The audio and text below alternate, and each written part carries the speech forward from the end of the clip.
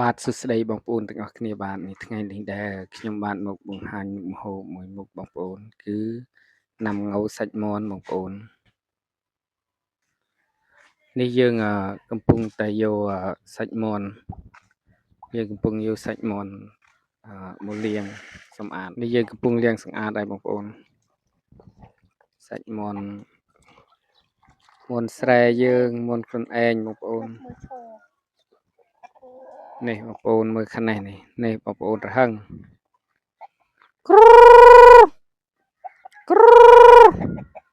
ច្រើនបងប្អូនប៉ុន្តែដោយសារវាចេញទៅស៊ីនៅខាងក្រៅបងប្អូននេះគឺយើងដាក់សាច់មាន់ក្នុងឆ្នាំងបងប្អូនដើម្បីរំងាស់វាម្ហូបធម្មតាទេបងប្អូនអត់មានអីជាដុំភួនច្រើនទេដោយសារមុខម្ហូបបែបស្រុកស្រែយើងនេះកំពុងតែដាក់គៀសបើឲ្យបងប្អូនមាញ់អស់គៀសថ្មីទេតែកាច់ចាក់ដល់កហើយលទ្ធផលសប្ងៃថែមគ្រឿងថែមគ្រូឲ្យបងប្អូនយើងកំពុងថែមគ្រឿងហើយនេះដាក់ទឹកត្រីបន្តិចបងប្អូន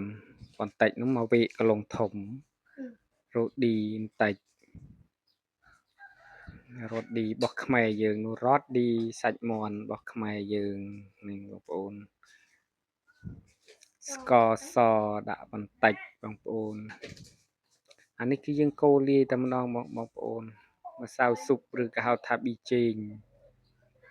បន្តិច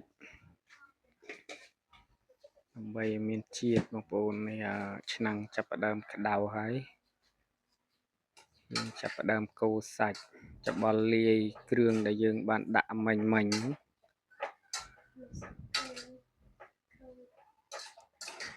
ហើយគ្រឿងផ្សំលាយឡំផ្សេងទៀតដូចជាស្លឹកគ្រៃស្លឹកក្រូចហ្នឹងឯងបងប្អូន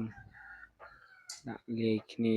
អត់ទាន់បានដាក់ខ្លាញ់ទេបងប្អូនគាត់បានដាក់ខ្លាញ់ដោយសារយើងស្ងោរណាំងៅយើងអត់ប្រើខ្លាញ់ទេយើងប្រើខ្លាញ់មិនតែម្ដងបងប្អូនដោយសារមិននេះគឺជាមិនញីទៅមានខ្លាញ់មិនស្រេចតែម្ដងបងប្អូននៃយើងកំពុងតែហាន់ខ្ទឹមស្លឹកបងប្អូនទុកបង់តែម្ដងនៃមុខចុងភៅបងប្អូនរៀងកង់ពលឺបន្តិចបងប្អូនអើយរៀងកង់ពលឺ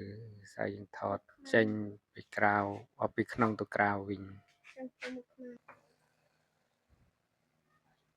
ពុះហើយបងប្អូនពុះហើយគ្រប់ហើយឈ្ងុយបណ្ដើហើយឈ្ងុយបណ្ដើហើយបងប្អូនយើង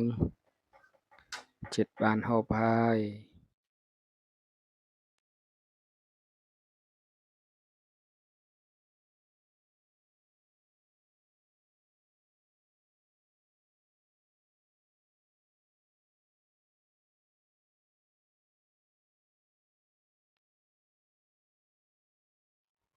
នេះយើងដាក់ណាំងៅហើយបងប្អូនយោចង់ភៅខ្លាញ់ឡើងងើមអស់ដាក់បងប្អូនហើយយើងអត់បានដាក់តង្កាក់ណាំងៅទេច្បាច់យកតែទឹកខាងក្នុងរសជាតិណាំងៅចង់ភៅក្តៅហើយរាំងមេ